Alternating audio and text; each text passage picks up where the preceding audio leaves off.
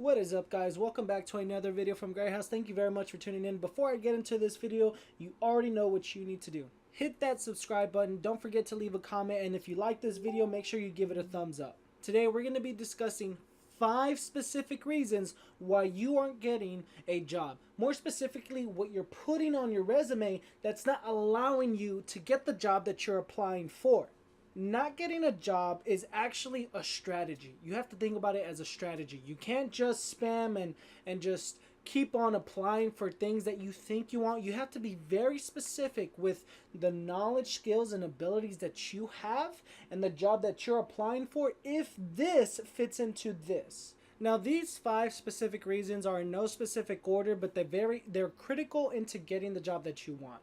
And I'm going to kind of give you a foundation now, but later in this video, I'm going to show you exactly what I'm talking about and how to fix it. 5 specific reasons include writing an objective, not using the margin space correctly, entering enough relevant history, enough relevant experience and history into your resume to the job that you're applying for, the utilization of power verbs in your resume, and being specific in the job that you're applying for.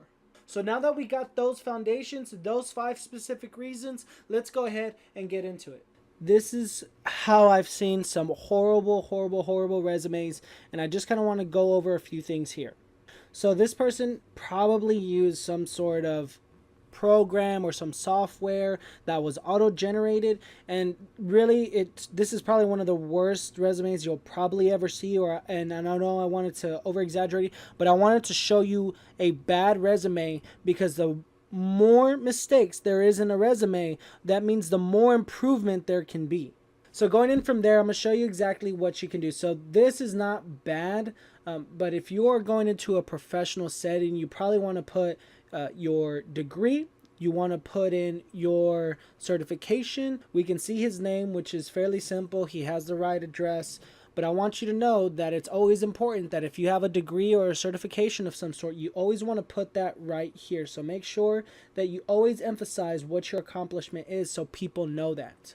So when they're looking at your resume, that they can see that you have achieved some sort of certification professionally or some sort of degree.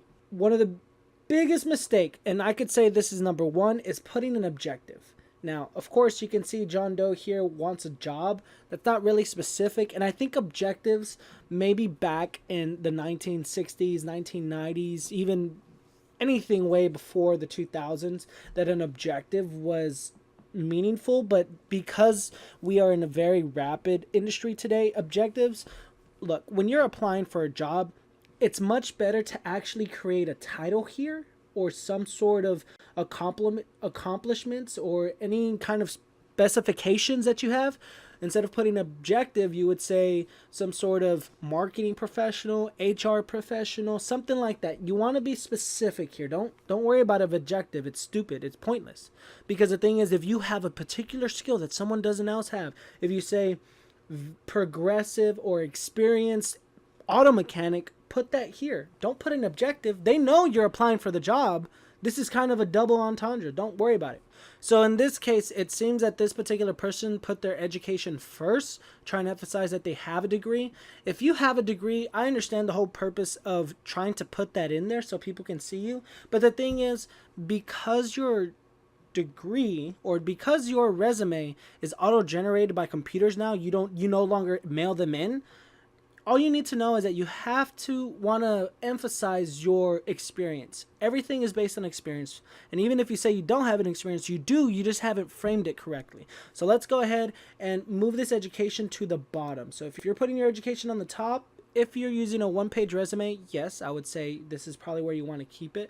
But you want to move this to the bottom if you have more than 3 to 5 years of experience. And if it's very progressive, make sure you emphasize that. As you can see here, this person probably needs to use his margins. Now, this is actually a PDF form, but make sure that when you are writing your resume, you can put in the margins correctly. You want to make sure that you have as much space as possible, which looks like that this is what this person was doing.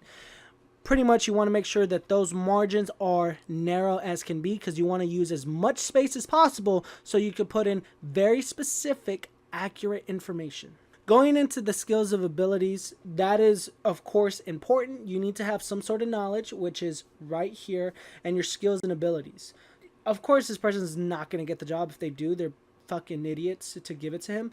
But after that, you want to make sure that you put in relevant experience. So if you have a general business degree, you have a minor in marketing, you have a degree in accounting, and you have experience as team leader at McDowell's fast food, yeah, you have the qualifications to be some sort of manager or an accountant or accounts receivable, but you want to emphasize that your related coursework is related to this.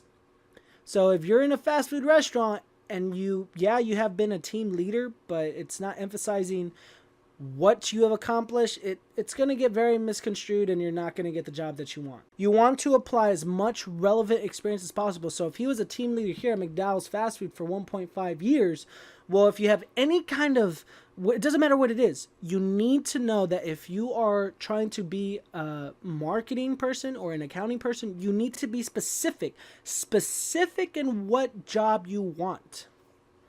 If you are not specific in the job you want, you're going to be disappointed if you get that rejection because you're not specific. If you just say office manager and you haven't been an office manager, you were maybe, I don't know, a computer tech, it's not really going to make sense. So on the skills and abilities, you could see I managed cashiers when I worked at McDowell's fast food, sold some food, talked to people through the drive-thru, an assistant manager. Yes, I know, it's very funny. You could see that this person is just trying to, get his resume out there. Look, a resume is like chess. It's a strategy. It's just like social media. You need to be very specific and you need to be very concise. So instead of saying I manage, just say manage the team when I was a team leader.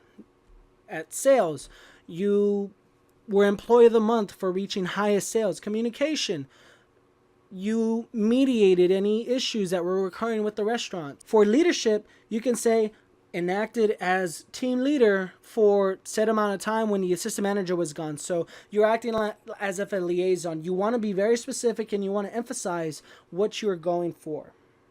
After being very specific, your experience, is essentially it. It's those 5 things. You don't want to focus on objective. You want to emphasize if you have any education or certifications on the top. So if it's BBA and then you have a certification in HR, you want to put that in there. If you have a management, sales, communication, your skills and abilities, that may be wanting to go into bottom. Emphasize the experience first because that's saying that what you've accomplished. Your skills and abilities, you want to see if you can use certain softwares and all that good stuff. So that is what you want to do. And in a nutshell, that is pretty much what are the most 5 specific reasons why you're not getting a job. You have to realize that it's not like in the old days where you would write your resume and then you would send it off. Everything's computer generated. So whether it's a Glassdoor or it's LinkedIn or it's Indeed, you have to realize that if you're not putting in specific words into your resume, you're not going to get the job you're applying for because you're not specific enough, or your experience or your knowledge or your skills or abilities are not specifically tailored on your resume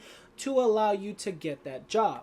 Not only that, a lot of people really, if they don't crack at the resume, they crack at when they get that phone call and they're doing a phone call interview, seeing if you really are qualified to get that next job. You have to realize that it's a process. It's a very long process. And I can tell you point blank, the process is you send off your resume, you get a phone call, you get a phone call, you get an interview. Sometimes you get the interview, you get a second interview, and sometimes one of those interviews are panel interviews. And not only that, you have to send in your references. You have to send a cover letter. Maybe if you're a very professional setting, if you're a doctor, lawyer, psychologist, psychiatrist, you need a curriculum vitae, which is literally telling you your life story. I am telling you guys, you have to be very specific when you're sending off your resume. And I'm going to let you know right now, I created a 10-step cheat sheet for you on how to get the job you want, how to go from applicant to hired in the quickest amount of time possible. I used it and I can tell you point blank, I literally quit one of my jobs and then that same day I got another job and they matched my salary. So I'm telling you right now, if you think you can't get a job, it's because one, you don't have the right tools. So I am giving you the right tools and it's right here. You just have to go ahead and hit the download button in the link of the description. Anyway, guys, I hope this video really gave you a better insight on what you're doing when you're applying for a job. If you need any help, you know where to find me. I can tailor your resume. Hell, I could give you a career assessment. And if you need any help preparing for your interview, that's something I could definitely do. So if you need any coaching, it will be down there in the link in the description. Guys, I wish you the best of luck on your journey. Don't forget to follow me on Facebook, Twitter, Instagram at Grey House Consult and Grey House Co. Until next time, stay tuned. Take care.